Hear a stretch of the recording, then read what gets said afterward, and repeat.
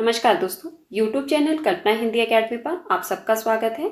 आज की क्लास में हम हिंदी व्याकरण से संबंधित महत्वपूर्ण प्रश्नों पर चर्चा करेंगे। पिछली क्लास में हमने 80 प्रश्नों पर चर्चा कर ली थी। आज की क्लास में हम उससे आगे वाले प्रश्नों पर चर्चा करेंगे। तो चलिए हम आज की क्लास को शुरू करते हैं और हमारा आज का पहला प्रश्न है, निम्न में से स्वरों का प्रकार नहीं है। आपके पास ऑप्शंस में है दीर्घ, ह्रस्व, स्पर्श या प्लुत। तो इसका सही उत्तर क्या होगा? सभी लोग अपना उत्तर कमेंट बॉक्स में अवश्य दें।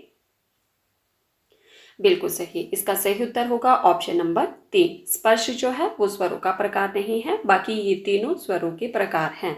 हमारा अगला प्रश्न है, किस शब्द में द्विगु समास नहीं है? आपके पास ऑप्शंस में है चौराहा, त्रिभुज, चतुरानन या सप्ताह। तो इसका सही उत्तर होगा, बताइए निम्न में से कौन सा शब्द द्विगु समास का उदाहरण नहीं है, और साथ में फिर आपने ये बताना है कि वह किस समास का उदाहरण है।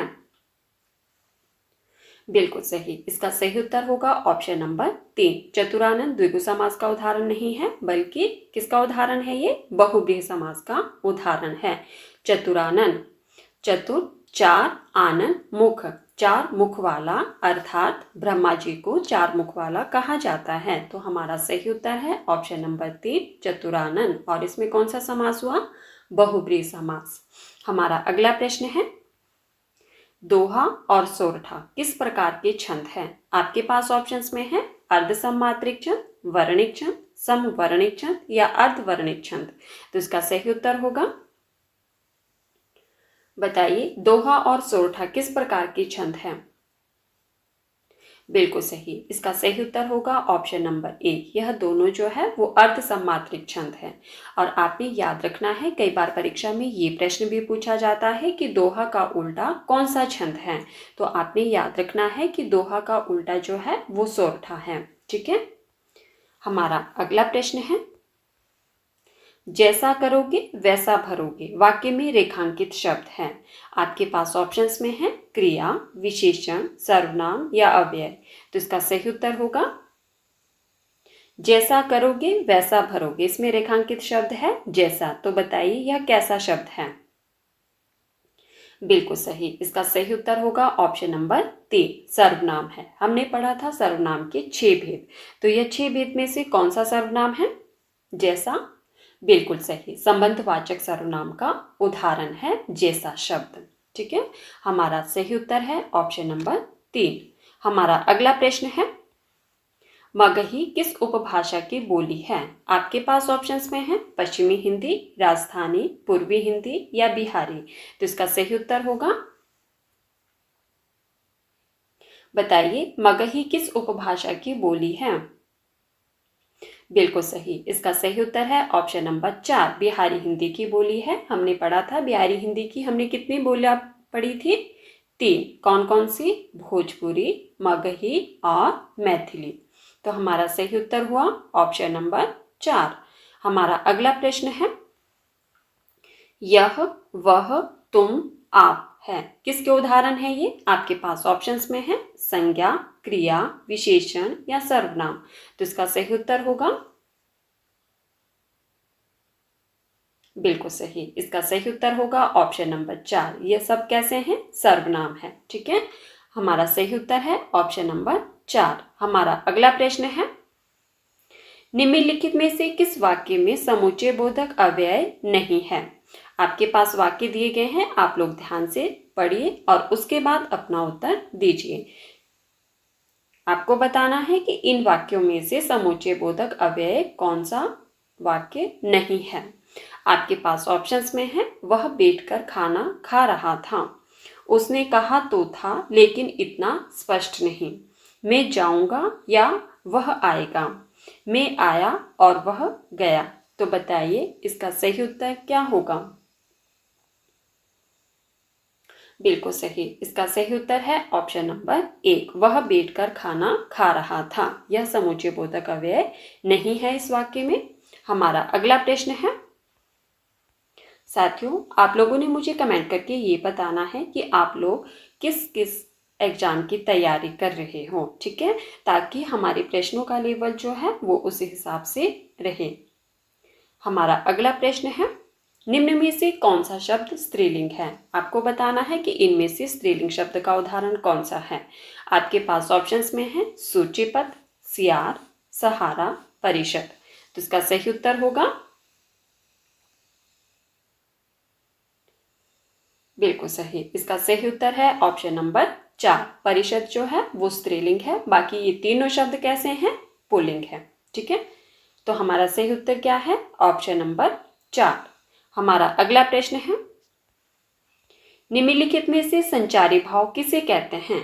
आपके पास ऑप्शंस में है अनुभाव, विभाव, स्थायी भाव, व्यभिचारी भाव। तो इसका सही उत्तर होगा, सबसे पहले आप मुझे ये बताइए कि संचारी भाव की संख्या कितनी मानी जाती है? बिल्कुल सही। संचारी भाव की संख्या कितनी मानी जाती है? 33। अब बताइए आप लोग कि इनमें से संचारी भाव किसे कहा जाता है? बिल्कुल सही। इसका सही उत्तर होगा ऑप्शन नंबर 4। व्यभिचारी भाव को संचारी भाव भी कहा जाता है। हो सकता है आपसे प्रश्न परीक्षा में इस तरह से पूछा जाए कि व्यभिचारी भाव की संख्या कितनी मानी जाती है, तो आपने याद रखना है कि व्यभिचारी भाव हो या संचारी भाव। ठीक है, इनकी संख्या जो है वो कितनी है? 33 है। संचारी भाव को ही व्यभिचारी भाव कहा जाता है। हमारा अगला प्रश्न है, वाक्य के अशुद्ध भाग का चयन कीजिए। ठीक है, अशुद्ध भाग का चयन करना है आपको, और आपके पास ऑप्शंस में है राम राज्य में शेर और बकरी एक घाट पर पानी पीती थी, कोई त्रुटि नहीं। तो बताइए इसका सही उत्तर क्या होगा? ये आपके पास एक ही वाक्य दिया गया है और आपको इसके अशुद्ध भाग का चयन करना है। बिल्कुल सही। इसका सही उत्तर होगा ऑप्शन नंबर 3। अशुद्ध भाग कौन सा है? पर पानी पीती थी नहीं, क्या होगा? पर पानी पीते थे, क्योंकि यहाँ शेर और बकरी। ठीक है, तो हमारा सही उत्तर क्या है? Option number 3। हमारा अगला प्रश्न है, साथियों अगर आपको क्लास पसंद आए तो प्लीज़ वीडियो को लाइक कर देना और वीडियो को ज़्यादा से ज़्यादा शेयर भी कर देना। हमारा अगला प्रश्न है, निम्न में से यण संधि का उदाहरण है। बताइए इनमें से यण संधि का उदाहरण कौन सा है? आपके पास ऑप्शंस में है सदैव, स्वागत, जगदीश या पूर्वोदय। तो इसका सही उत्तर होगा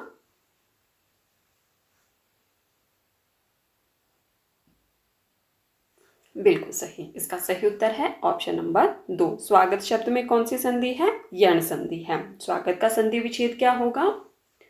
कई बार परीक्षा में प्रश्न पूछा जाता है स्वागत का संधि विच्छेद, तो स्वागत का संधि विच्छेद होगा सूधन आगत।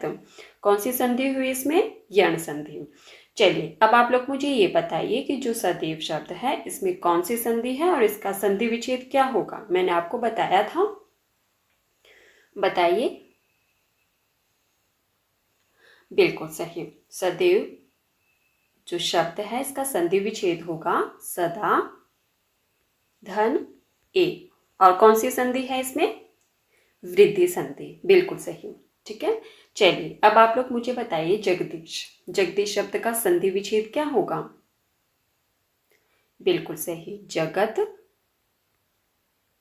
धन ईश। और इसमें कौन सी संधि हुई? व्यंजन संधि। ठीक है, और अब है आपके पास पूर्वोदय। पूर्वोदय का संधि विच्छेद होगा पूर्व धन उदय। कौन सी संधि हुई इसमें? गुण संधि। बिल्कुल सही। ठीक है, तो साथियों हमारा सही उत्तर क्या है? Option number 2। स्वागत शब्द में यण संधि है और इसका संधि विच्छेद होगा सूधन आगत। हमारा अगला प्रश्न है, निम्न वाक्यों में से कर्मवाच्य का उदाहरण है। आपको बताना है कि इनमें से कर्मवाच्य का उदाहरण कौन सा है। आपके पास ऑप्शंस में है उससे सोया नहीं जा सका, मैंने अपना सारा काम कर लिया, क्या तुमने व्यायाम किया, उससे आज पढ़ा ही नहीं गया। तो बताइए इसका सही उत्तर क्या होगा? कौन सा वाक्य कर्मवाच्य का उदाहरण है?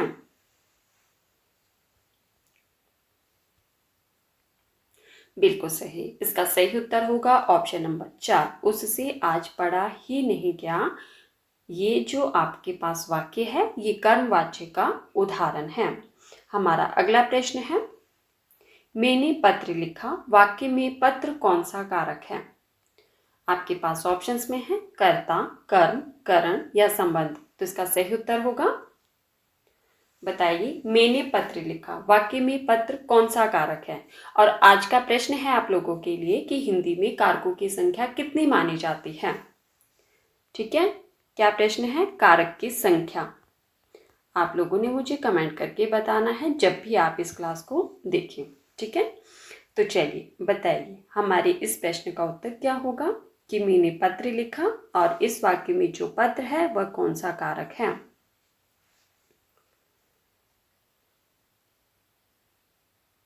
बिल्कुल सही, इसका सही उत्तर होगा ऑप्शन नंबर 2, कर्म। ठीक है, हमारा अगला प्रश्न है, प्लीज सभी लोग मुझे कमेंट करके बताना कि कारक की संख्या कितनी मानी जाती है। हमारा अगला प्रश्न है, कौन सा शब्द अर्क का अनेकार्थी नहीं है? क्या प्रश्न है कि कौन सा शब्द अर्क का अनेकार्थी नहीं है? आपके पास ऑप्शंस में है सूर्य, प्रकाश किरण, आग का पेड़ या ज्वाला। तो इसका सही उत्तर होगा,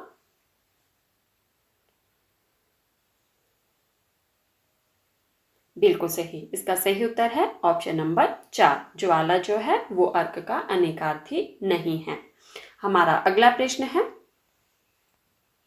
साथियों अगर आपको क्लास पसंद आए तो प्लीज़ वीडियो को लाइक कर देना और वीडियो को ज़्यादा से ज़्यादा शेयर भी कर देना। और जो साथी पहली बार चैनल पर आए हैं वो चैनल को सब्सक्राइब करना, बेल आइकन को प्रेस करना ताकि आने वाली हर वीडियो की नोटिफिकेशन सबसे पहले आप तक पहुँचे। चलिए बताइए, हमारा अगला प्रश्न है, अभय और उभय शब्द युग्म का सही अर्थ है। क्या होगा? आपके पास ऑप्शंस में है निर्भय, दोनों, पढ़ना, पढ़ाना, हवा, अग्नि, दोनों, निर्भय। तो इसका सही उत्तर क्या होगा? बताइए, अभय और उभय शब्द का सही अर्थ क्या होगा। और साथियों मुझे कमेंट करके ये भी बताना कि आप लोग किस परीक्षा की तैयारी कर रहे हो। ठीक है, और आज की क्लास में आपके इतने प्रश्न सही हुए। बताइए इस प्रश्न का सही उत्तर क्या होगा? बिल्कुल सही, इसका सही उत्तर होगा ऑप्शन नंबर 1, अभय, निर्भय और उभय का अर्थ होगा दोनों। ठीक है, तो हमारा सही उत्तर है ऑप्शन नंबर 1। हमारा अगला प्रश्न है, जिसे बुलाया ना गया हो के लिए एक शब्द होगा। आपके पास ऑप्शंस में है अनाहुत, अतिथि, अनबोला, अभ्यागत। तो इसका सही उत्तर होगा, जिसे बुलाया ना गया हो के लिए एक शब्द क्या होगा? बिल्कुल सही, इसका सही उत्तर है ऑप्शन नंबर 1, अनाहुत। जिसे बुलाया ना गया हो उसके लिए एक शब्द होगा अनाहुत। हमारा अगला प्रश्न है, निम्नलिखित शब्दों में से किस शब्द में उपसर्ग नहीं है? आपको बताना है कि इनमें से किस शब्द में उपसर्ग का प्रयोग नहीं हुआ है। आपके पास ऑप्शंस में है अधर्म, सुकर्म, सुपुत्र, मिलान। तो इसका सही उत्तर होगा, बिल्कुल सही, जो मिलान शब्द है इसमें उपसर्ग का प्रयोग नहीं हुआ है। हमारा सही उत्तर है ऑप्शन नंबर 4। हमारा अगला प्रश्न है, मजदूर मेहनत करता है किंतु उसके लाभ से वंचित रहता है, यह किस प्रकार का वाक्य है? आपके पास वाक्य दिया गया है कि मजदूर मेहनत करता है किंतु उसके लाभ से वंचित रहता है, यह किस प्रकार का वाक्य है? आपके पास ऑप्शंस में है सरल वाक्य, मिश्र वाक्य, संयुक्त वाक्य या इनमें से कोई नहीं। तो इसका सही उत्तर होगा, बिल्कुल सही, इसका सही उत्तर है ऑप्शन नंबर 3। कैसा वाक्य है ये? संयुक्त वाक्य है। हमारा अगला प्रश्न है, सिर हथेली पर रखना मुहावरे का अर्थ है। आपके पास ऑप्शंस में है वीरता का प्रदर्शन करना, राज्य स्वीकार कर लेना, मरने के लिए तैयार होना, अहम का विसर्जन करना। तो इसका सही उत्तर होगा, सिर हथेली पर रखना। मुहावरे का अर्थ क्या है? बिल्कुल सही, इसका सही उत्तर है ऑप्शन नंबर 3, सिर हथेली पर रखना मतलब कि मरने के लिए तैयार होना। ठीक है, हमारा सही उत्तर है ऑप्शन नंबर 3। हमारा अगला प्रश्न है, ये आपके पास पंक्तियां दी गई है। पूत कपूत तो क्यों धन संचय, पूत सपूत तो क्यों धन संचय, प्रस्तुत पंक्तियों में कौन सा अलंकार है? आपके पास ऑप्शंस में है छेकानुप्रास, लाटानुप्रास, वृत्त्यानुप्रास या अनंत्या अनुप्रास। तो इसका सही उत्तर होगा पूत कपूत तो क्यों धन संचय, पूत सपूत तो क्यों धन संचय। अर्थात यदि पुत्र बुरा है तो धन संचय करने का कोई लाभ नहीं है, क्योंकि आप जानते ही हैं कि वह उसे बर्बाद कर देगा। ठीक है, और यदि पुत्र अच्छा है तो भी धन संचय करने की कोई आवश्यकता नहीं है, क्योंकि वह खुद ही धन कमा लेगा। तो बताइए इन पंक्तियों में कौन सा अलंकार है? बिल्कुल सही, इसका सही उत्तर है ऑप्शन नंबर 2, लाटानुप्रास का उदाहरण है ये। ठीक है, कौन सा अलंकार है इसमें? लाटानुप्रास। पूत कपूत तो क्यों धन संचय, पूत सपूत तो क्यों धन संचय। तो हमारा सही उत्तर है ऑप्शन नंबर 2, लाटानुप्रास है इसमें। ठीक है, तो साथियों ये थे हमारे आज के कुछ महत्वपूर्ण प्रश्न जिन पर हमने चर्चा की। अगर आपको क्लास पसंद आए तो प्लीज़ वीडियो को लाइक कर देना और वीडियो को ज़्यादा से ज़्यादा शेयर भी कर देना, और मुझे कमेंट करके बताना कि आज की क्लास में आपके कितने प्रश्न सही हुए। ठीक है, और मुझे प्लीज़ कमेंट करके ये अवश्य बताना कि आप लोग किस परीक्षा की तैयारी कर रहे हैं, ताकि हम अपने प्रश्नों का स्तर उस हिसाब से रख सकें। धन्यवाद, मिलते हैं अगली क्लास में।